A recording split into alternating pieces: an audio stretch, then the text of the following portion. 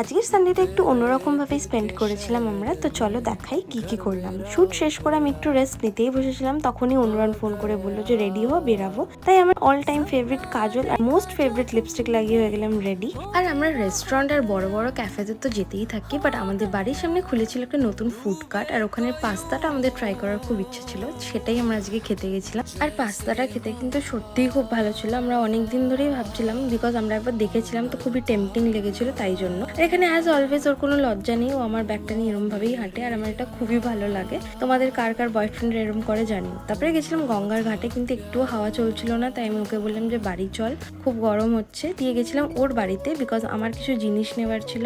নেওয়া হয়ে যেতে ও করলো আমাকে আমার বাড়িতে ড্রপ, বিকজ আজকে ওর একটা ফ্রেন্ডের সাথে মিট করার ছিল। দিয়ে আমি বাড়িতে এসে খেলাম এই মাফিনটা, যেটা আমি ওরই বাড়ি থেকে নিয়ে এসেছিলাম। আর আজকে মা বানিয়েছিল নুডলস। এটা খেয়ে আমি আমার ডিনারটা শেষ করলাম। বাই।